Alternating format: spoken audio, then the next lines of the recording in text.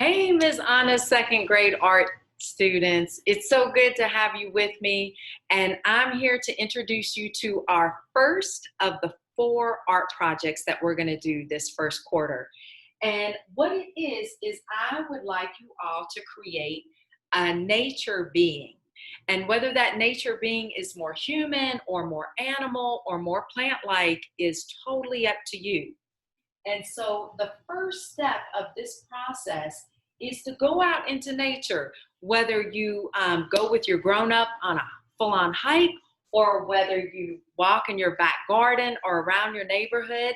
But find some natural objects and keep in mind line and shape as you're looking for your objects. So with mine, I actually had a shell at home, and then when I went on my walk, I found this really big mesquite pod. And then I found two smaller pods. Then I found a stick in my yard and then a rock. And these are two other pods. There are so many pods out there in my neighborhood. I'm just every time I take a walk, I'm finding them. And and here's the story behind my nature being is because right now it's monsoon seasons. I love the heat and I love the sun, but I also look forward to a cloud cover and some rain every now and again. So my nature being is called Cloud Pusher, and this Cloud Pusher with the pod and also the stick that I found is responsible for moving the clouds in the sky close together and kind of jumbling them up so that we can have monsoons. And that's the story behind mine. And the way I did mine is after I collected my objects, I actually laid them out on my paper. So the shell, the pod, this was a different kind of pod. I told you there's so many pods in my neighborhood. Two skinnier pods, a stick, two other pods, and I actually laid them down on my paper. You can see a photograph of that online. And then I traced with pencil. Then I came back in with a black thin marker and I traced those lines, and then I added some texture with smaller lines, and then I created a background. I would like you all to also create a background. It doesn't have to be complicated. Keep it simple. And I would like for you to keep your nature being in black and white, but you can use color in your background, okay?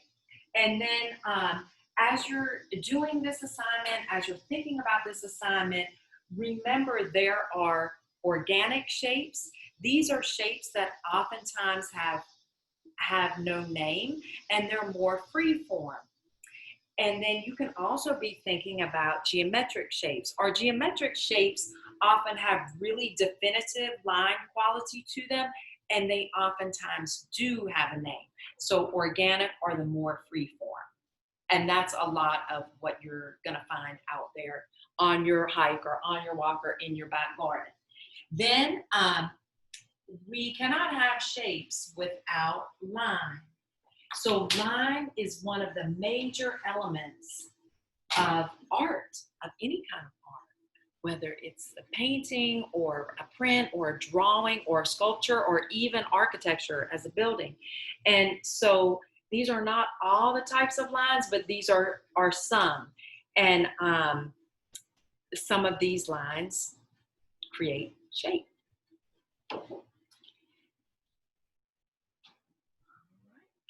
After you complete your project, I would like for you to please put the name of the project. So this is called Nature Being, and also your first and last name.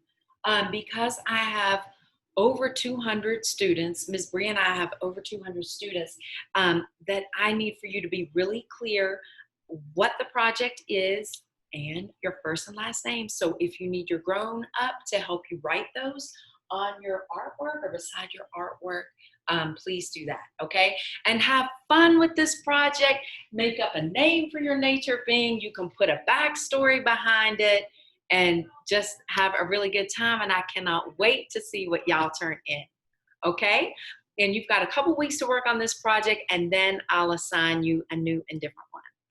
All right. I look forward to seeing y'all again. Take care. Bye.